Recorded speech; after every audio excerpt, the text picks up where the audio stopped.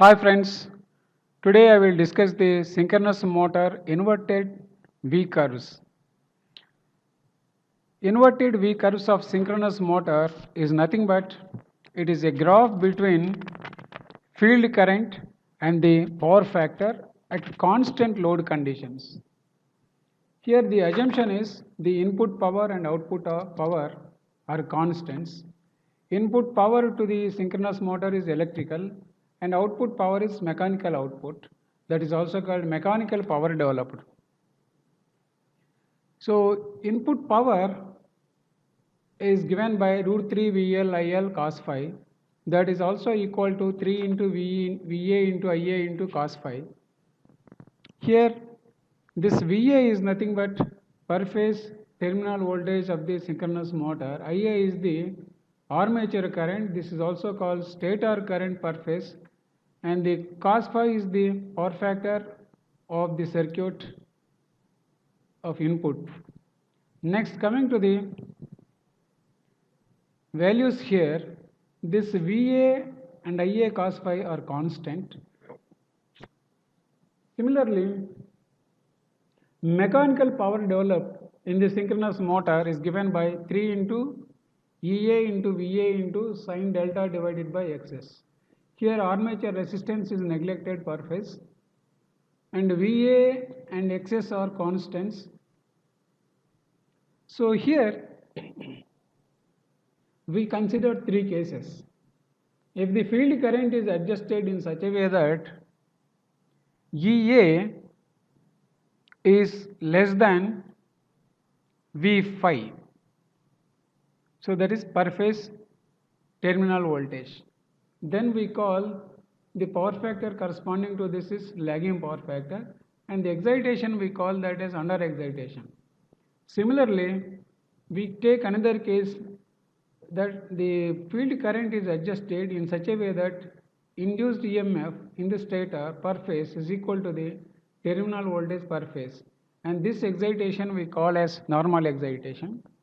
Similarly, there is another case, we change the field current in such a way that the induced EMF in the stator per phase is more than the applied voltage per phase. Then we call that as over excitation.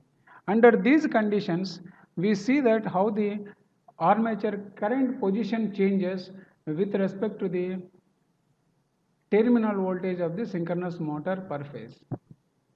And we know from the equivalent circuit of the synchronous motor, the armature current or the input current to the stator is given by per phase terminal voltage minus per phase induced EMF in the stator by XS.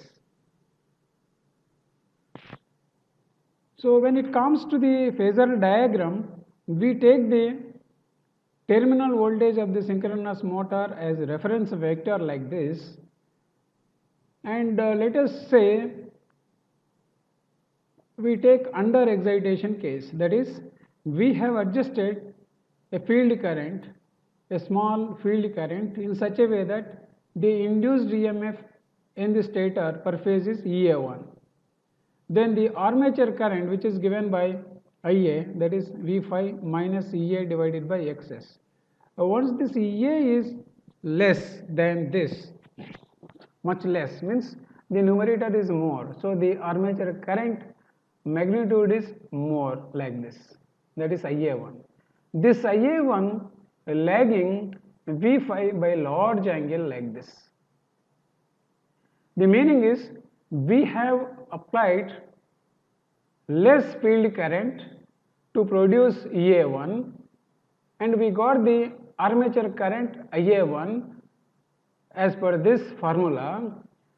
So the current here is large at the low field current, that is armature armature current is large, that you can see here, this vector, and the angle between this IA1 and V phi is more, so cos of the higher angle will be low value, so we get at low field current we get the power factor low like this, and we call this is the lagging power factor Then next we see that the field current is in such a way that it comes under category called normal excitation. That is, induced EMF is EA2, which is equal to V phi.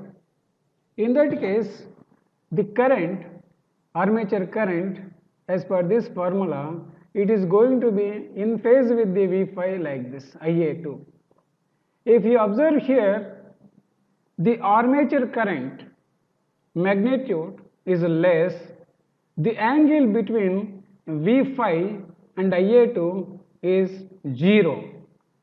So the power factor angle is 0, so the power factor becomes unity. So this point we get. So here we have applied larger field current and we got the higher power factor, that is unity power factor, like this. Next, increase the field current in such a way that we get the more induced EMF, that is EA3 is more than V phi. Then the current corresponding to this armature current is IA3 like this. This IA3 is more than IA2 and the angle between IA3 and V phi is more. So the angle is more means the power factor is less. So this point we get. So field current is more, so we get the higher induced EMF, that is EA. Then we get the armature current IA, but in a reverse direction, that is in the leading condition like this. So since the angle is more between V phi and IA3, the cos phi is less. So we get the cos phi leading here, point C. So since we add all these A, B, C points, that is the power factor points corresponding to the under excitation, normal excitation and over excitation, we get a curve called inverted V curve like this. Thank you for watching. Subscribe to the channel and like the video.